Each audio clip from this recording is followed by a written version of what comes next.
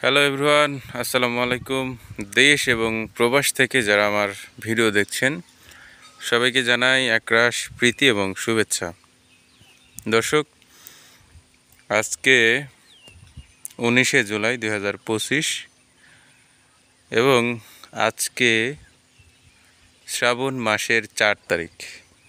তো দর্শক, দেখতে পাচ্ছেন যে আমাদের রাজবাড়ী জেলার কৃষকরা তারা কিন্তু পাট ফসলের যে চাষ সেটা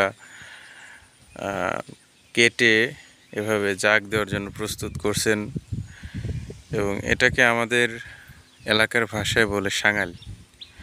তো এভাবে রাখছেন মূলত পাটের পাতা পচানোর যে একটা উদ্দেশ্য সেটার জন্য। তো ঠিক এইভাবে সাঙাল দিলে পাটের যে পাতা আছে সেগুলো পচে যায় এবং এইভাবে 2 থেকে 3 দিন বা 4 দিন রাখার পরে পাতা সম্পূর্ণ পচে যায় এবং এরপরে এইভাবে জাগ বাড়বে, ওইভাবে জাগ দিবে। তো মোটামুটি এখানে জাগ দেওয়া হয়ে গেছে কয়েকটা। তো পাটের কাজ অনেক কষ্টসাধ্য।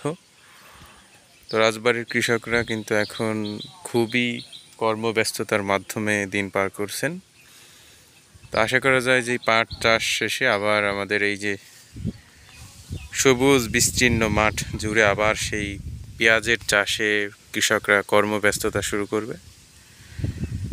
তো এখন আপাতত দৃষ্টিতে পুরো 1 মাস বলা চলে যে ওইতে দেখা যায় কৃষকরা কিন্তু পাটের যে বোঝা এটা মাথায় নিয়ে তারা যে অন্য একটা পুকুরে এই পাট ভেজাবে, সেখানে জাগ দিবে, সেই উদ্দেশ্যে কিন্তু কৃষকরা কিন্তু কর্মব্যস্ততা শুরু করেছেন।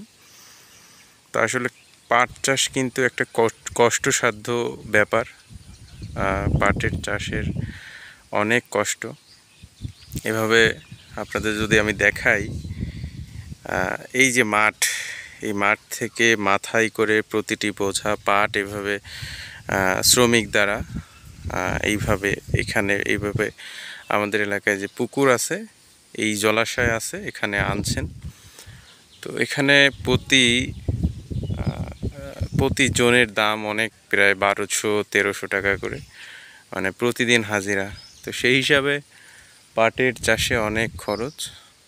তো কৃষকরা কিন্তু পাটের যেন ন্যায্য মূল্য সেটা পায় এবং কৃষকদের যেন পাট হচ্ছে আমাদের সোনালী আঁশ, এই সোনালী আঁশের ধারাবাহিকতা যেন বজায় থাকে চাষের মাধ্যমে।